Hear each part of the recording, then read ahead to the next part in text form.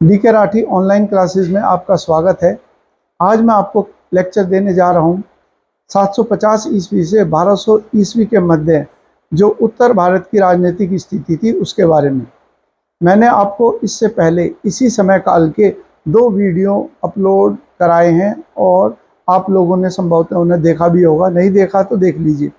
उसमें मैंने गुर्जर प्रतिहार वंश, चौहान वंश कराया और यहाँ पर ये चीज़ महत्वपूर्ण है कि जब गुर्जर प्रतिहार वंश का पतन हुआ तो उसके बाद उत्तर भारत में कई नए राजपूत वंशों का उदय हुआ। उनमें से ये जो प्रमुख वंश हैं जैसे चंदेल वंश हैं उसके बारे में आज हम करेंगे।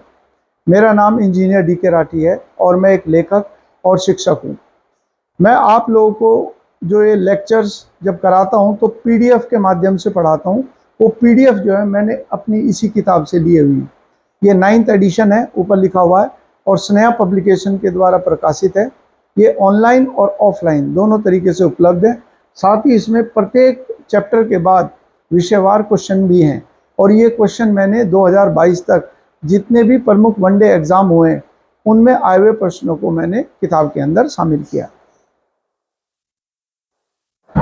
आज जो सबसे पहला हम वंश करेंगे वो आ गया जिसे कहते हैं जेजा भुक्ति के चंदेल, जिसको जेजा भुक्ति को ही आधुनिक समय पर हम बुंदेलखंड के नाम से जानते हैं।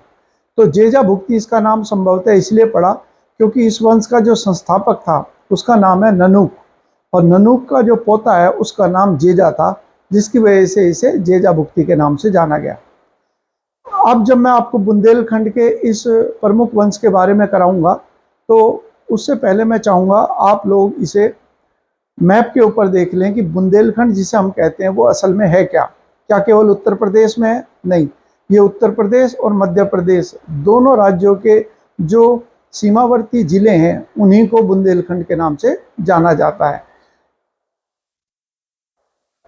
यहाँ पर देखिए, ये जो उत्तर प्रदेश यहाँ पर दिखा दिया और यहाँ पर मध्य प्रदेश, इन दोनों की जो ये क्षेत्र है यहाँ पर आकर मिलता है। ये देखिए, जैसे आपको यहाँ पर दिखाई दिया होगा, मैंने एक सर्किल सा ड्रॉ किया है, ये कहलाता है बुंदेलखंड। तो ये 2 राज्यों में फैला हुआ क्षेत्र है। और इसके बाद जो हमारा पॉइंट आएगा इसमें, ये देखिए, फिर आगे हमारा बुंदेलखंड, जो वो सर्किल था उसे मैंने बड़ा कर दिया। तो आप देखेंगे 6 जिले तो ये उत्तर प्रदेश के हैं, जो ऑरेंज कलर के हैं ये उत्तर प्रदेश है। और ये जो 7 जिले हैं, 4 और 2 6 और ऊपर एक दतिया, ये मध्य प्रदेश के हैं। अभी मैं सर्किल से इससे भी दिखा देता हूँ आपको मार्कर से। ये जो है इधर एक जिला है दतिया, ये मध्य प्रदेश का है, और बाकी ये सारे के सारे जो जिले हैं ये सारे मध्य प्रदेश के हैं। और बुंदेलखंड के अंदर 2 चीज़ें, 2 नाम आएंगे बार बार। एक तो नाम आएगा ये खजुराहो का, जहाँ पर विश्व प्रसिद्ध मंदिरों की एक श्रृंखला है और दुनिया भर से पर्यटक यहाँ पर घूमने के लिए आते हैं। और दूसरा जो है ये हो गया कलंजित, यहाँ पर जो उत्तर प्रदेश के बांदा जिले में पड़ता है और एमपी के पन्ना जिले के निकट पड़ेगा। ये 2 महत्वपूर्ण नगर थे जो जिससे चंदेल वंश की जो राजनीति है वो पूरी की पूरी संचालित होती थी। अब यहाँ पर जैसे मैंने कहा जेजा भुक्ति के चंदेलों के बारे में, तो यहाँ पर तो हम समझ गए कि ये कहाँ भौगोलिक स्थिति है। इसके बाद है इसके संस्थापक का नाम ननूक, और जैसे मैंने कहा ननूक का जो पोता था उसका नाम जेजा था और उसी के नाम से इस क्षेत्र को जेजा भुक्ति कहा जाता है। इनकी 2 राजधानी थी, एक तो खजुराहो और एक मैंने बताया कलिंजित। यहाँ पर महोबा जो वर्ड है इसकी जगह आप लिख लेंगे कलिंजित, जो मैंने आपको मैप में दिखाया है उसे आप नोट डाउन कर लेना, वहाँ से आप याद कर लेना, ठीक है। अब देखते हैं अगला पॉइंट क्या है हमारा। इसके बाद आता है कि चंदेल वंश के अभिलेखों में सर्वप्रथम कौन सी लिपि का इस्तेमाल हुआ। ये लिखा हुआ है सबसे पहले देवनागरी लिपि के अंदर इसका प्रयोग किया गया। हालांकि हिंदी भाषा का सबसे पहले जो प्रयोग है वो सेन वंश के जो शासक थे उनके बारे में कहा गया है कि उन्होंने शुरू करा हिंदी के माध्यम से लेखों को जारी करने का, लेकिन जो लिपि है उसका सर्वप्रथम इस्तेमाल जो है वो इन्होंने ही किया था। इसके अलावा है, अब ये जैसे मैंने आपको पूर्व में भी बताया था कि ये चंदेल वंश जो है के शासक ये पूर्व के अंदर गुर्जर प्रतिहारों के सामंत थे, परंतु समय बीतने के साथ इन्होंने अपनी स्वायत्ता दर्शानी शुरू कर दी। और जब धंग का शासन, धंग नाम के शासक का राज आया, तो इन्होंने जो कहने को ही सही, परंतु जो संबंध इनके सामंत के रूप में गुर्जर प्रतिहारों के साथ थे, वो इन्होंने पूरी तरह समाप्त कर दिया। इनके 3 प्रमुख शासक हैं।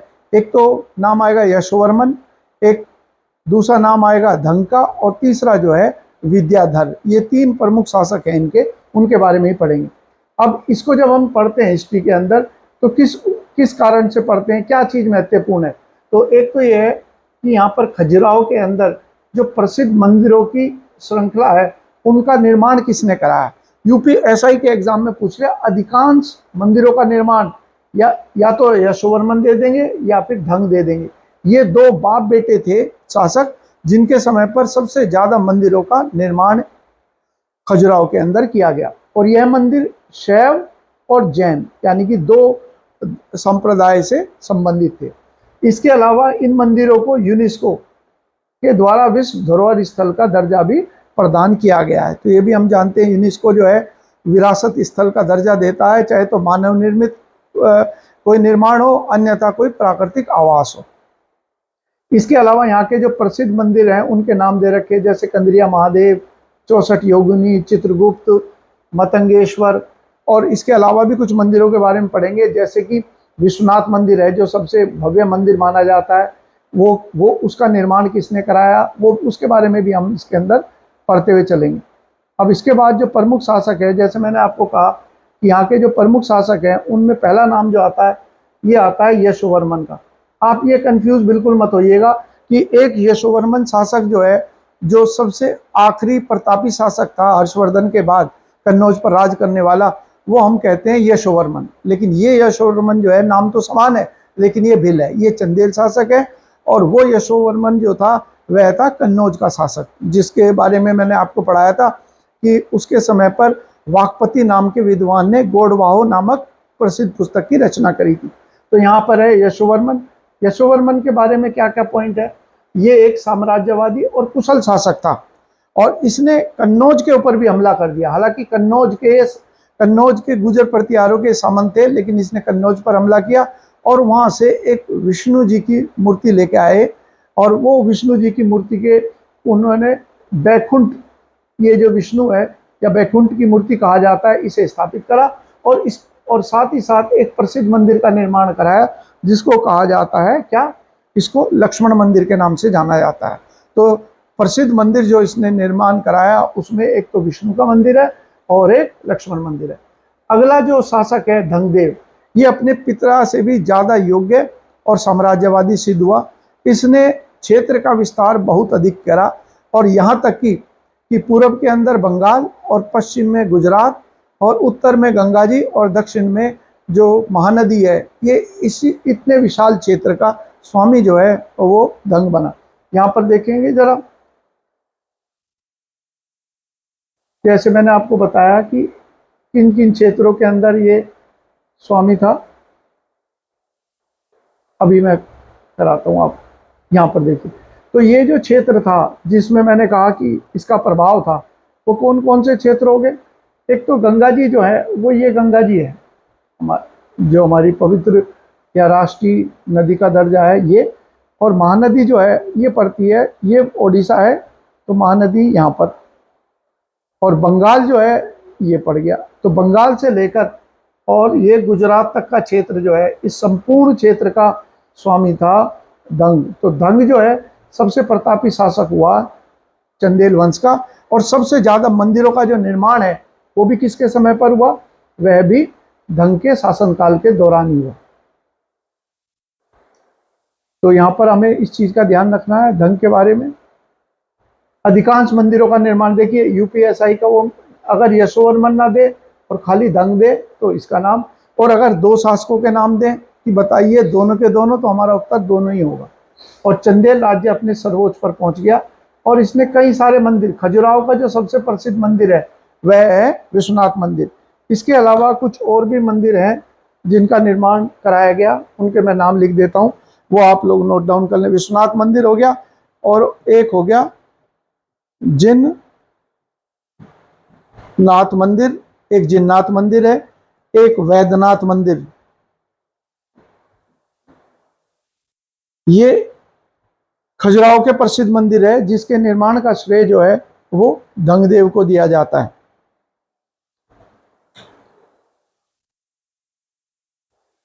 अगला जो शासक है उसका नाम है विद्याधर। विद्याधर वो शासक है जिसने गुर्जर प्रतिहार वंश के शासक राज्यपाल को पराजित किया।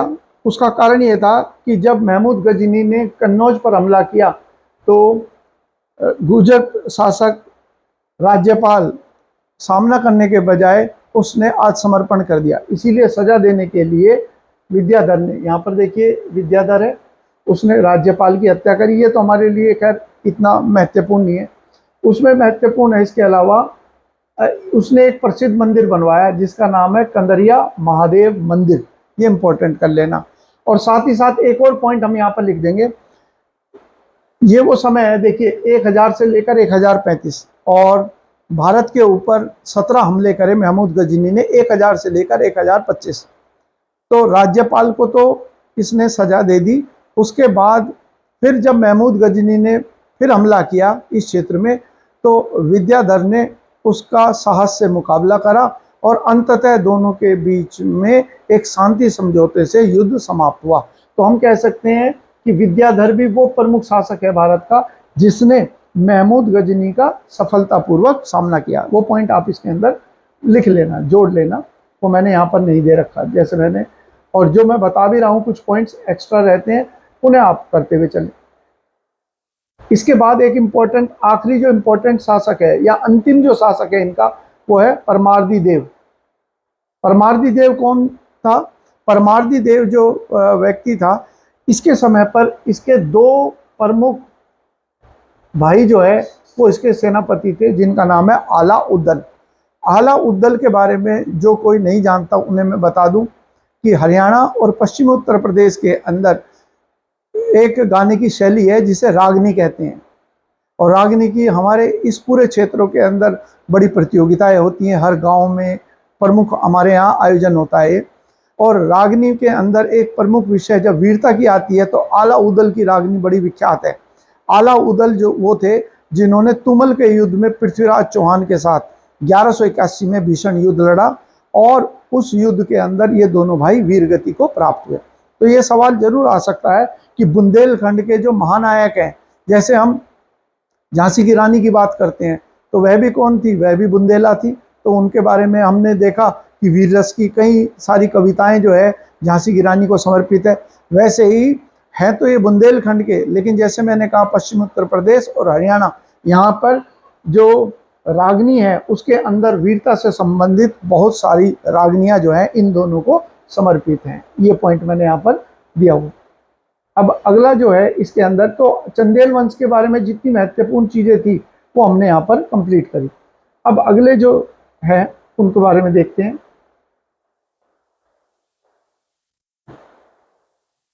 अगला जो है ये आ गया पाल वंश।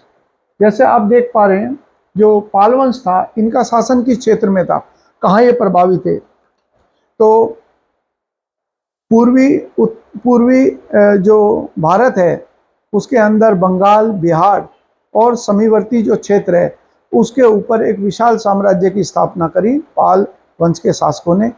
और जब हम पढ़ते हैं त्रिपक्षीय संघर्ष, ये त्रिपक्षीय संघर्ष वह था जिसमें कन्नौज पर अधिकार को लेकर 3 वंशों के मध्य आपसी लड़ाई या संघर्ष शुरू हुआ। इसमें एक तो गुर्जर प्रतिहार थे, दक्षिण से राष्ट्रकूट वंश थे और पूर्वी भारत से थे ये पाल वंश। तो पाल वंश के जो शासक थे इन्होंने कन्नौज पर भी अपने प्रभाव को स्थापित करने के लिए लगातार संघर्ष किया। वो पॉइंट हम पहले पढ़ चुके हैं। अब इसमें क्या है तो इनकी जो राजधानी थी ये पड़ती है मुंगेर में, जो कि कहाँ पर पड़ता है? मुंगेर, ये पड़ता है बिहार में। इस वंश के शासक बौद्ध धर्म के आश्रयदाता थे या स्वयं अनुयायी थे। अब इसके बारे में थोड़ा सा घटनाक्रम में बता देता हूँ। जब हमने पढ़ा कि हर्षवर्धन की मृत्यु हुई 7वीं शताब्दी के मध्य में, तो कन्नौज जो है, कन्नौज के ऊपर किसी भी एक केंद्रीकृत सत्ता की केंद्रीकृत शासन की स्थापना नहीं हो पाई। और परिणाम क्या हुआ? परिणाम ये रहा कि कन्नौज और उसके आसपास के क्षेत्र यानी कि बिहार और बंगाल के क्षेत्र में हमने देखा कई आक्रमण हुए, जिसमें से एक प्रख्यात आक्रमण जो है वो किया था कश्मीर के शासक ललितादित्य मुक्तिपीड ने। उसने कन्नौज के शासक यशोवर्मन को पराजित किया और वहाँ से वो विद्वानों को अपने साथ कश्मीर ले गया। और साथ ही साथ उसने फिर पड़ोस में बिहार और बंगाल के क्षेत्र में भी लूटपाट के इरादे से हमला करके और काफ़ी नुकसान पहुंचाया। तो ये पूरा क्षेत्र जो था बंगाल का, ये एक समय अस्थिरता और अराजकता का क्षेत्र बना हुआ था। और चूंकि केंद्रीय सत्ता नहीं थी, इसीलिए आक्रमणों का बाहरी हो और चाहे आंतरिक आक्रमण हो, उसका हमला करने में वो सक्षम नहीं रहा। जब यहाँ के लोग इससे काफ़ी ऊब गए तो इस क्षेत्र के जो कुलीन वर्ग थे यानी कि उच्च वर्ग के जो लोग थे जो सत्ता से जुड़े रहे थे, उन्होंने निर्णय लिया कि हमें किसी ऐसे व्यक्ति का चुनाव करना चाहिए जो केंद्रीकृत शासन प्रदान कर सके ताकि बाहरी आक्रमणों का मुकाबला किया जा सके। और इसी क्रम के अंदर लोगों ने किसको चुना? गोपाल को। तो ये अगर सवाल आता है कि कौन सा शासक है जिसे चुना गया, तो हम कहेंगे गोपाल को चुना गया। हालांकि उस संदर्भ में नहीं होगा चुनाव जैसे आज हम लोकतंत्र में चुनाव की व्यवस्था कहते हैं, वैसा नहीं था। इसने उदयपुर विश्वविद्यालय की, देखिए ये जो पाल वंश के नरेश थे, इन्होंने न केवल बौद्ध धर्म को प्रश्रय दिया वरन इनके क्षेत्र में हम पाते हैं कि सैन्य दृष्टि से भी इन्होंने अपने क्षेत्र का विस्तार करा और इतना प्रभाव स्थापित करा कि कन्नौज में इनके समर्थित कठपुतली शासक सत्ता संभालने लगे। तो इनका अप्रत्यक्ष प्रभाव कन्नौज पर भी रहा। और साथ ही साथ इन्होंने सांस्कृतिक क्षेत्र में भी बहुत योगदान दिया और साहित्य के साथ साथ इन्होंने कई विश्वविद्यालय का पूर्णोद्धार करवाया, ठीक करवाया और कई नए विश्वविद्यालय स्थापित भी करे। उनमें से एक विश्वविद्यालय जो है उदयपुर। एग्जाम में जो क्वेश्चन आता है और आएगा वो आएगा उदयपुर विश्वविद्यालय की स्थापना किसने करी। गोपाल के बाद जो प्रमुख शासक है, इनकी जो सैन्य उपलब्धियां हैं उसके बारे में तो हमें कोई ऐसी विशेष जानकारी प्राप्त नहीं होती। हाँ, इसके बाद के जो शासक हैं उनके बारे में है, जैसे धर्मपाल है। अब धर्मपाल वो शासक था जिसके समय पर त्रिपक्षीय संघर्ष की शुरुआत हुई, यानी कि एक योग्य सेनापति था, इसीलिए इसने क्षेत्र का विस्तार करने के उद्देश्य से कन्नौज की ओर रुख किया और वहाँ कन्नौज के ऊपर इसने अपने समर्थित शासक को बैठा भी दिया, परंतु इसको पराजित किया वत्सराज जो गुर्जर प्रतिहार शासक था और साथ ही राष्ट्रकूट वंश के नरेश, उसने भी इसको पराजित किया। तो इसने, और सबसे इम्पोर्टेंट क्वेश्चन जो है एग्जाम के हिसाब से, जैसे मैंने कहा इन्होंने अनेक विश्वविद्यालय बनाए, उनमें से एक विश्वविद्यालय जो है वो था विक्रमशिला विश्वविद्यालय, याद करना है और ये हम जानते ही हैं। और एक और पॉइंट रह गया, सोमपुर महाविहार। महाविहार का मतलब तो यही है क्योंकि ये बौद्ध धर्म के आश्रय देने वाले या आश्रयदाता थे, इसीलिए इन्होंने बौद्ध धर्म से जुड़ा हुआ सोमपुर महाविहार का निर्माण भी कराया। और ये विश्वविद्यालय, विक्रमशिला विश्वविद्यालय हो या अन्य प्रमुख विश्वविद्यालय बिहार का जैसे नालंदा विश्वविद्यालय, तो उसे नष्ट किसने करा? तो एक ये आक्रमणकारी है आक्रांता, जिसका नाम क्या है? इसका नाम है बख्तियार खिलजी। इसने जब हमला किया बंगाल और बिहार पे, तो इसी ने विक्रमशिला विश्वविद्यालय को नष्ट किया।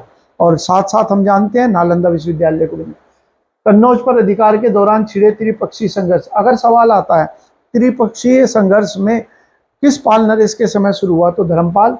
हालांकि इसको गुर्जर नरेश वत्सराज ने पराजित भी कर दिया था, लेकिन परिस्थितियां फिर ऐसी बनी कि वत्सराज को पराजित कर दिया राष्ट्रकूट राजा ने, शासक ने, जिसकी वजह से फिर से धर्मपाल ने अपनी मर्जी से एक कठपुतली शासक को बैठा दिया। कहां पर? कन्नौज में। तो कन्नौज के बारे में फिर ये पॉइंट आएगा। इसके बाद है पाल शासक का नाम आता है जिसका नाम है, अन्य है देवपाल। इसका सवाल उत्तर प्रदेश लोक सेवा आयोग में एक ही आता है कि सबसे शक्तिशाली पाल नरेश कौन सा है, बस इतना पॉइंट, सर्वाधिक शक्तिशाली और प्रसिद्ध शासक कौन था।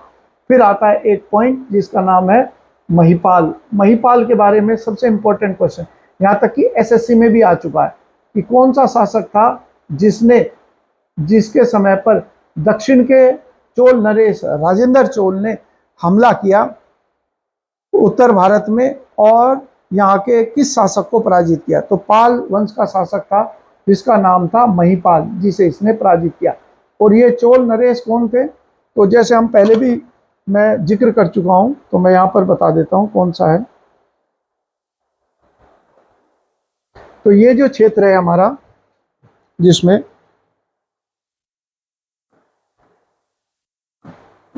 यहाँ पर जो कांचीपुरम पड़ता है, इस क्षेत्र में ये क्षेत्र था जहाँ पर चोल नरेशों का प्रभाव था। और यहाँ पर ये है गंगा जी, और ये क्षेत्र जो है बंगाल है। तो पाल नरेश जो थे उनका प्रभाव कहाँ तक था? यहाँ तक। तो चोल नरेश राजेंद्र चोल ने, जैसे मैंने यहाँ पर लिख देता हूँ, राजेंद्र चोल ने उत्तर की ओर अपने अभियानों के दौरान गंगा नदी तक पहुंचकर उसने महिपाल को पराजित किया। हालांकि महिपाल ने गंगा नदी को पार कर उसके उत्तर में जाने से उसको रोक दिया। और इसी उपलक्ष्य में राजेंद्र चोल ने जब दक्षिण वापस गया, अपने राज्य वापस गया, तो वहां उसने गंगकोंड चोलपुरम नामक एक नई राजधानी बसाई और गंगकोंड की, यानी कि गंगा के विजेता की उपाधि भी उसने धारण करी। यहाँ पर हमारा मैं फिर बताऊं, मैप को दिखाने के पीछे मेरा तरीका यही होता है ताकि आप ज़्यादा से ज़्यादा चीज़ों को बेहतर रूप से समझ सकें। अब हमारा जो पॉइंट है, फिर आते हैं वापस उसी के ऊपर। तो यहाँ राजेंद्र चोल वाली बात आ गई। अब देखिए, अब इस हमले के बाद जो है ये पाल वंश कमजोर हुआ और उसके बाद एक नया वंश आया जिसको कहा जाता है सेन वंश। इसमें जो सेन वंश के शासक हैं, ये इनके बारे में क्या है? इनके बारे में ये माना जाता है कि जिस समय पाल नरेशों का शासन था तो उन्होंने दक्षिण भारत के कर्नाटक राज्य से कुछ पदाधिकारियों को अपने यहाँ नियुक्त किया और आगे चलकर यही पदाधिकारी जो हैं इन्होंने सत्ता संभाली और सेन वंश के नाम से जाने गए। तो यदि सवाल आता है इस प्रकार का कि कर्नाटक से संबंधित कौन से वंश ने शासन करा हमारे उत्तर भारत में, तो नाम जो है वो आएगा यहाँ पर मैंने ये है कर्नाटक। तो कौन से नरेश थे? सेन वंश के जो शासक हैं ये अपनी उत्पत्ति जो है वो कर्नाटक से बताते हैं। अब इसमें जो संस्थापक है, संस्थापक का नाम क्या है? संस्थापक का जो नाम है वो नाम है सामंत सेन। और इसके बारे में कहा जाता है कि इसने राजेंद्र चोल को पराजित किया। ये ध्यान रखना कि इससे पहले जो पाल नरेश थे वो तो हार गए, और यहाँ पर हम जोड़ सकते हैं राजेंद्र चोल को पराजित किया। ठीक है, यही पॉइंट हमें ध्यान रखना है। इसके बाद अगला जो प्रमुख शासक है वह है, और इसमें और भी कई सारे शासक हुए हैं, जैसे मैंने इसका बताया कि सामंत सेन है। इससे पहले एक और था जिसका नाम बल्लाल सेन है। लक्ष्मण सेन का जो पिता है उसका नाम मैं आपको मेरे ख्याल से मैं अलग जगह लिख देता हूँ, और एक दो पॉइंट मुझे एक्स्ट्रा लिखवाने हैं उसके अंदर, तो आप मेरे ख्याल से उसे वहाँ पर लिख लेंगे। यहाँ पर लिखा तो सेन वंश में हमने क्या पढ़ा? संस्थापक कौन है? संस्थापक तो आपने पढ़ लिया सामंत सेन।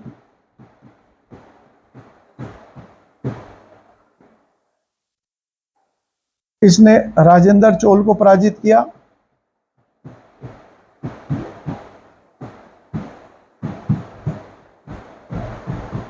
फिर आता है अगला प्रमुख जो है वो है बल्लाल सेन।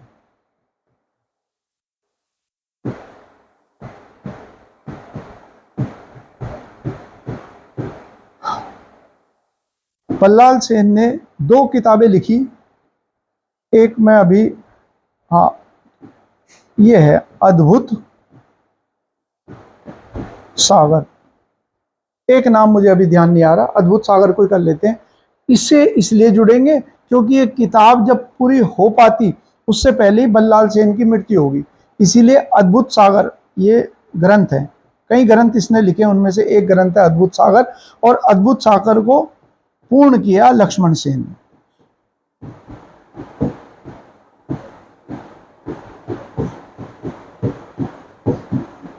बस ये पॉइंट हमें ध्यान रखना है।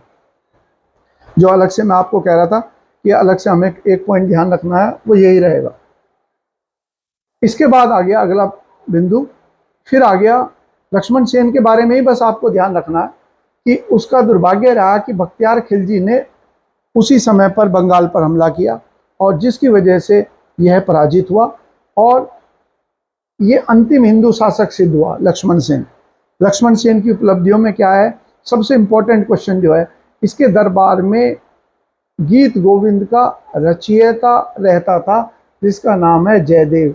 ये सबसे इंपॉर्टेंट क्वेश्चन जो है वो ये रहे, ठीक है। तो आज के लेक्चर में मैं यही वंश करा पाऊंगा, क्योंकि मैं चाहता हूँ वीडियो जो है छोटे रखूं। अगले वीडियो के अंदर मैं अन्य जो शक्तियाँ उत्तर भारत की, जैसे कश्मीर है, जेजा भुक्ति है मध्य प्रदेश के, उनके बारे में कराऊंगा, और फिर मैं दक्षिण भारत भी आप लोगों को इसके अगले वीडियो में कराता हुआ चलूँगा। आप लोगों ने वीडियो को देखा और सुना, इसके लिए आपका बहुत बहुत धन्यवाद।